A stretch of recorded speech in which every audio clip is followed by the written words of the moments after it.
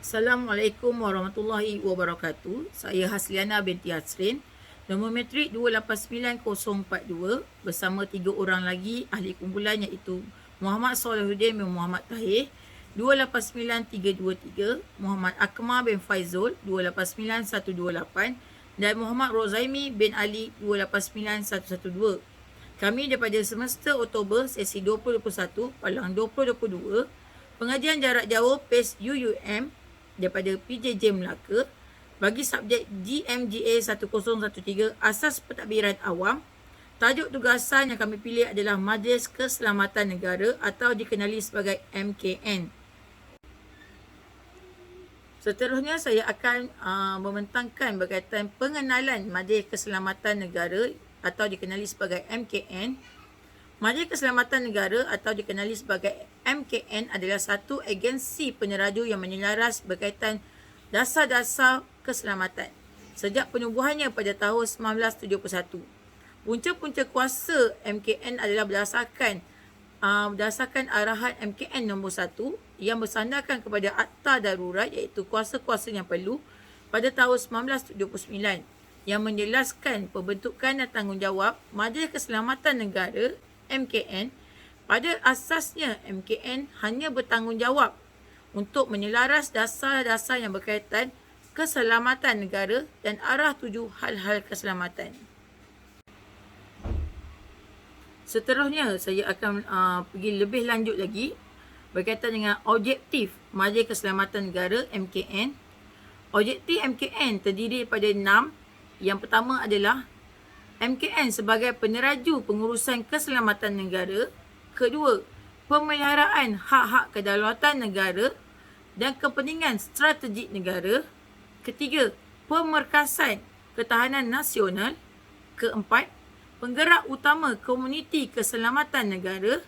Kelima, peningkatan kolaborasi dan pengkongsian sumber. Keenam, pemantapan kapasiti dan kompetisi organisasi. Seterusnya, kita akan pergi ke visi dan misi Majlis Keselamatan Negara MKN.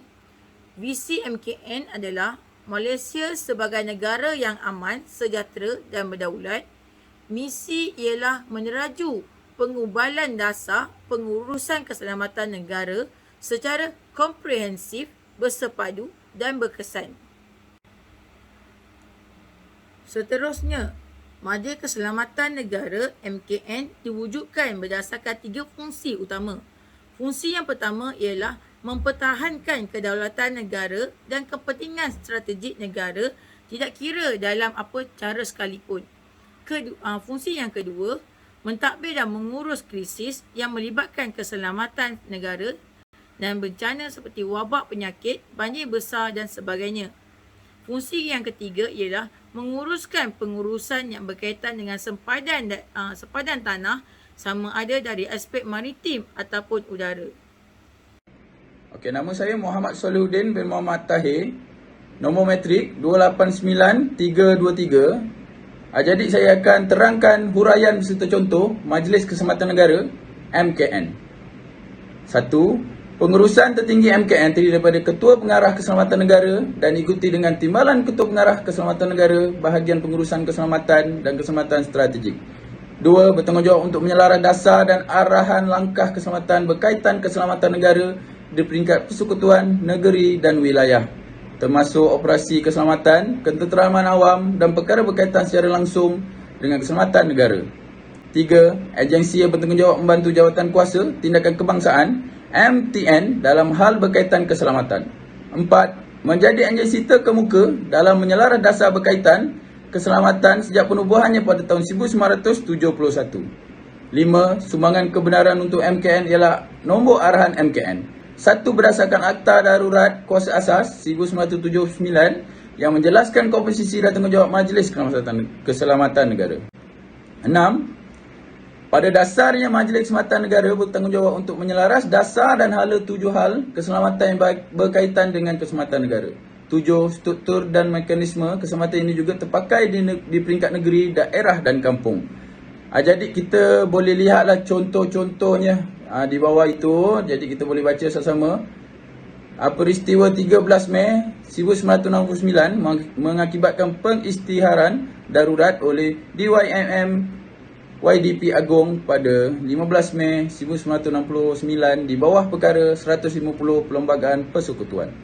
Memberi kuasa kepada Majlis Gerakan Negara Migran yang ditubuh untuk membantu Yang Amat Berhormat Perdana Menteri dan pengarah gerakan negara dalam mengukuhkan keselamatan awam, mempertahankan dan mengekalkan ketenteraman awam, membekal dan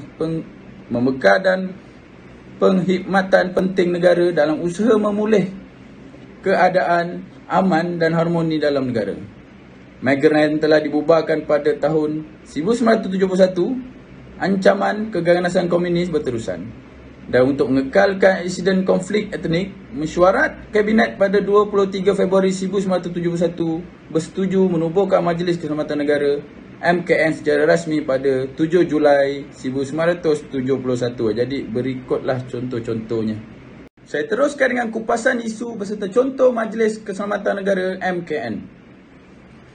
Sejak tahun 1971, terdapat 21 arahan yang dikeluarkan MKN. Arahan yang kerap digunakan adalah arahan MKN nombor 20 yang menggariskan dasar mekanisme pengurusan dan bantuan bencana negara.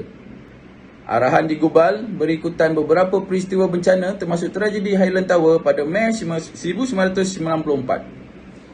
Arahan MKN nombor 21 menggariskan mekanisme pengurusan ancaman ketenteraman awam adalah arahan MKN yang terbaru. Arahan MKN yang terbaru akan dikeluarkan dari masa ke semasa bagi menghadapi ancaman cabaran keselamatan pada masa kini dan mendatang seperti ancaman non-tradisional, antaranya hak asasi manusia, pemanasan global, ancaman ekonomi dan jenayah rentas padan. 5. Setiap negeri mempunyai Majlis Keselamatan Negara, peringkat negeri yang ditugaskan untuk memastikan keselamatan negara warga negara dikendali secara keseluruhan. Diketuai oleh Setiausaha Keselamatan Negeri dan Setiausaha Keselamatan Daerah SKD bagi daerah-daerahnya. Jadi di situ bawah itu kita boleh tengok contoh-contohnya. Jadi saya bacakan contoh-contoh. Antaranya MKN juga telah mewujudkan satu lagi unit khas iaitu Pasukan Petugas Khas Persekutuan untuk Sabah dan Labuan. Ianya digelar juga PPKP S Palang L. Unit yang ditubuhkan ini bertujuan khusus untuk mengurangkan risiko yang timbul oleh pendatang asing tanpa izin di sana. Suruhanjaya Keselamatan dan Kemajuan Sempadan Malaysia Thailand iaitu KESBAN, matlamat jangka panjang, adalah untuk melindungi keselamatan dan mengekalkan kestabilan sosial dan ekonomi di kawasan sempadan Malaysia Thailand. Akhir sekali, jawatan kuasa lain ialah Jawatan Kuasa Perisik Kebangsaan, Jawatan Kuasa Perancang Operasi, Jawatan Kuasa Gerak Saraf dan Perang Saraf, Jawatan Kuasa Pematuan Ketenteraman Awam, Jawatan Kuasa Sempadan Awam Malaysia Thailand, Malaysia dan Indonesia, dan Jawatan Kuasa Counter Teroris. Assalamualaikum, saya Muhammad Akmal bin Faizul, nombor metrik 289128 akan membentangkan berkenaan penambahan dan pandangan terhadap Majlis Keselamatan Negara MKN.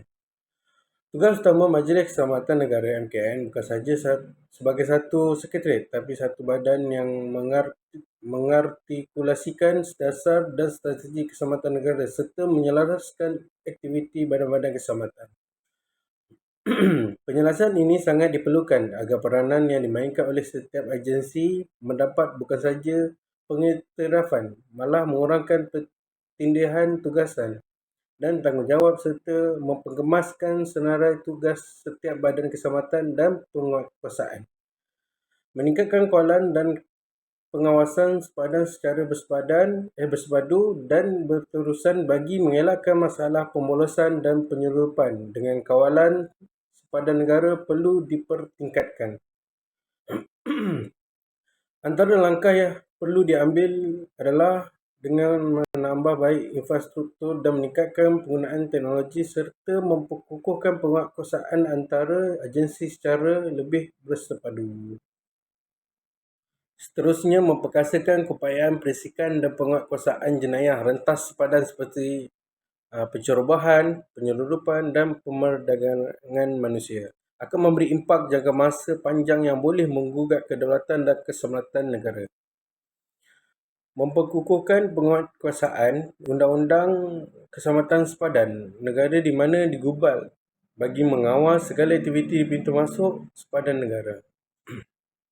Penguatkuasaan Undang-Undang Keselamatan Sepadan perlu sentiasa diperkukuh dan ditambah baik termasuk menilai semula keperluan, infrastruktur, aset dan anggota penguatkuasaan berdasarkan kesesuaian dan akhir sekali berpendapat bahawa keperluan untuk melantik seorang penasihat keselamatan negara yang setaraf ahli jemaah menteri yang khas untuk menumpukan perhatian kepada isu-isu keselamatan negara secara menyeluruh.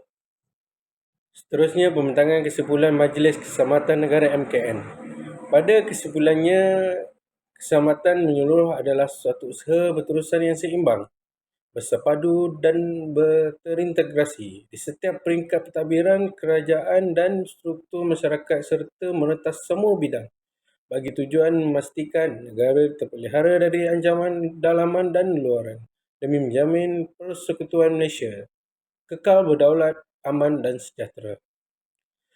Keselamatan negara adalah tanggungjawab bersama yang mana tidak lagi didominasi sepenuhnya oleh jentera kerajaan. Setiap pihak harus berperanan sama melaksanakan tanggungjawab masing-masing bersesuaian dengan fungsi tugas, kepakaran, peranan dan obligasi mereka selaku ahli tetap pasukan Malaysia.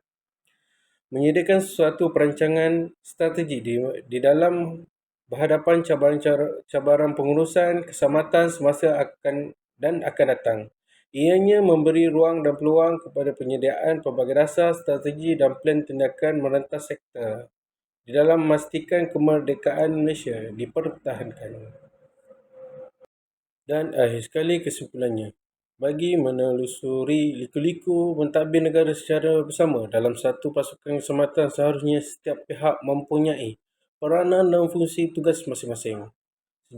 Sejajar objektif Majlis Keselamatan Negara MKN, kebersamaan seluruh rakyat Persekutuan Malaysia di dalam memastikan negara ini kekal berdaulat, aman dan sejahtera adalah teras kekuatan kepada Majlis Keselamatan Negara MKN. Ayam hutan, ayam selasih. Sekian, terima kasih.